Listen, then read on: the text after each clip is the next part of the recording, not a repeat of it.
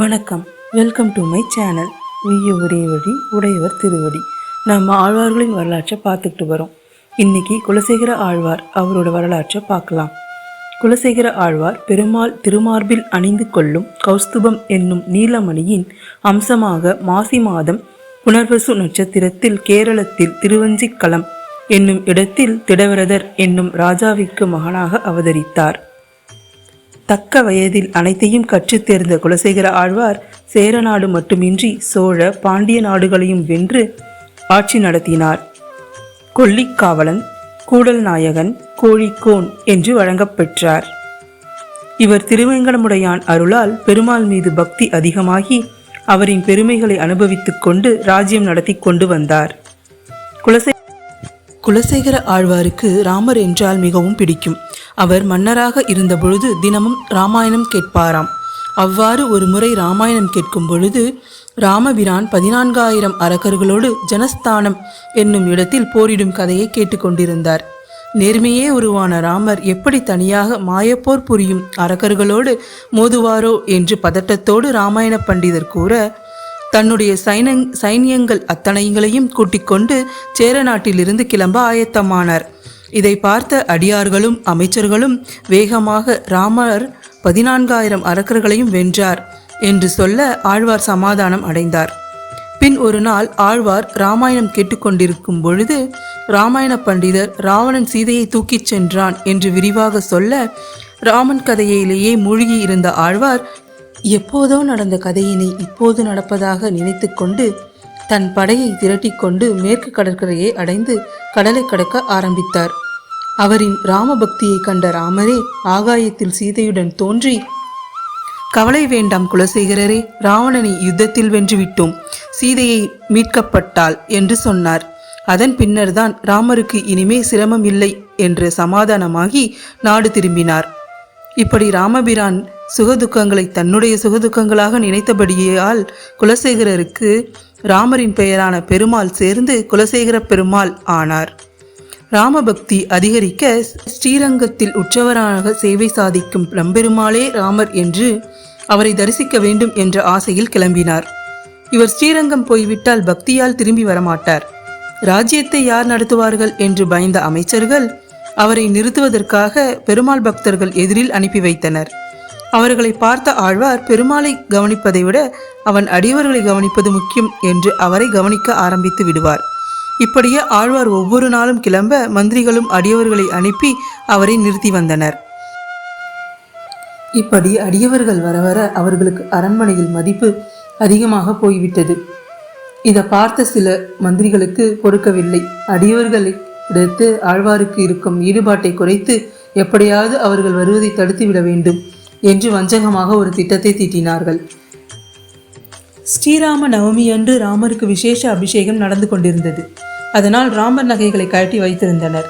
அதிலுள்ள விலை மதிப்பில்லாத ஒரு முத்து மாலையை தாங்களே ஒளித்து வைத்துக் கொண்டு ராஜாவிடம் புகார் அளித்தனர். ஆழ்வாரும் காவலாளிகளும் சோதனை செய்யுமாறு உத்தரவிட்டார். அப்பொழுது மந்திரிகள், இந்த அடியவர்கள் எல்லா இடத்திற்கும் செல்ல அனுமதி உள்ளது, ஆதலால் அவர்களையும் சோதனை செய்ய வேண்டும் என்றும் குலசேகரிடம் சொன்னார். இந்த வார்த்தையை கேட்ட ஆழ்வார், பக்தர்களை பற்றி பழிச்சொல் என் காதுகளில் விழ வேண்டாம் என்று உடனே தன் காதுகளை பொத்திக் கொண்டார். பெருமாள் பக்தர்கள் இது மாதிரி காரியங்களை செய்ய மாட்டார்கள் என்று உறுதியோடு பழி சொன்ன அமைச்சர்களை நோக்கி, ஒரு குடத்தில் விஷ பாம்பை இட்டு மூடி எடுத்து வாருங்கள், நான் அதில் கை விடுகிறேன். அடியவர்கள் இந்த மாலையை எடுத்திருந்தால் அந்த விஷப்பாம்பு என் கையை தீண்டட்டும். அவர்கள் தவறு செய்யவில்லை என்றால் என்னை ஒன்றும் செய்யாமல் இருக்கட்டும் என்று சத்தியம் செய்வாரே. அனைவரின் முன்னிலையிலும் அந்த குடத்திற்குள் கையை விட்டார். பாம்பு தீண்டாமல் போகவே அனைவரும் ஆழ்வார்கள் அடியவர்கள் மீது இருக்கும் பக்தியை மெச்சி தாங்கள் செய்த தவற்றை உணர்ந்து ஆழ்வாரிடம் மன்னிப்பு வேண்டினர். இது போன்ற நிகழ்வுகளுக்கு பிறகு ஆழ்வாருக்கு அரசாள்வதில் வெறுப்பு ஏற்பட்டது. ராஜ்யத்தில் இருந்தாலே பகவான் அருகில் செல்ல முடியாது என்று தீர்மானித்தார். அவருக்கு சேரகுலவல்லி என்ற ஒரு மகளும் திடவரதன் என்ற மகனும் இருந்தார்.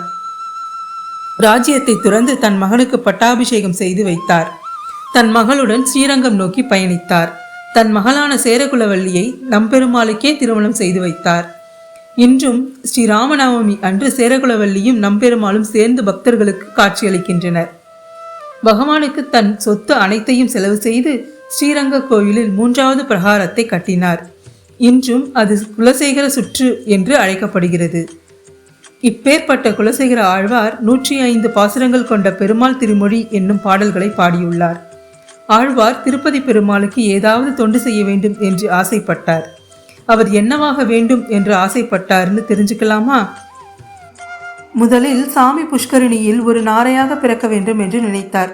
பின் நாரை சிறிதாக இருக்கும் வரையில் இருக்கும், சிறகு முளைத்து விட்டால் பறந்து போய்விடும் என்று நினைத்து அங்கேயே பிறந்து இங்கேயே வாழும் ஒரு ஜீவனாக இருக்க வேண்டும் என்று நினைத்தவுடன் இந்த புஷ்கரணியில் இருக்கும் மீனாய் பிறக்க வேண்டும் என்று நினைத்தார். நீர் வறண்டு விட்டால் மீன் இருக்காதே, அப்போ என்ன செய்வது என்று யோசித்த அவர் திருப்பதி கோயிலில் தினசரி தொண்டு செய்யும் ஒருவராக ஆசைப்பட்டு பெருமாள் உண்டு உமிழும் தங்க பாத்திரத்தை ஏந்தும் ஒருவராக இருக்க வேண்டும் என்று நினைத்தார். மனிதனாய் பிறந்தால் ஆணவம் ஏற்படுமே என்ற மனித பிறவி வேண்டாம் என யோசித்த அவர் ஆணவம் இல்லாத பிறவியாய் இருக்க வேண்டும் என்று திருப்பதி மலையில் அறிவற்ற செண்பக மரமாக இருக்க வேண்டும் என்று நினைத்தார். செண்பகப்பூ ஒரு வாசனையுள்ள பூ, வாசனையுள்ளது என்ற ஒரு ஆணவம் வந்துவிடக்கூடாது என்று நினைத்து திருப்பதி மலையின் மீது ஒரு பயணம் அற்று ஒரு புதராக இருக்க வேண்டும் என்று ஆசைப்பட்டார். இப்பொழுது ஆழ்வாருக்கு ஒரு பயம் ஏற்பட்டது. திருப்பதியோ ஓர் குளிர் பிரதேசம். குளிர்காய வேண்டும் என்பதற்காக இந்த புதரை வெட்டி நெருப்புக்கு மூட்டி குளிர்காய்ந்தால் திருப்பதியில் இருக்கும் பாக்கியத்தை இழந்து விடுவோமே என்று நினைத்து திருமலையில் இருக்கும் மலை சிகரமாக இருக்க வேண்டும் என்று நினைக்கிறார். மலை சிகரம் அடியவர்கள் ஏற முடியாமல் அவர்களுக்கு பயனற்று போகுமே என்று நினைத்து ஒரு காட்டாறாக ஓட வேண்டும் என்று நினைக்கிறார். பின் காட்டாறு வெயில் காலத்தில் வற்றி போகுமே, இதனாலும் பயனில்லை என்று அடியவர்கள் சம்பந்தமுள்ள ஒரு பிறவி வேண்டும் என்று ஆசைப்பட்டு திருப்பதிக்கு செல்லும் ஒரு பாதையாய் கிடக்க வேண்டும் என்று நினைக்கிறார்.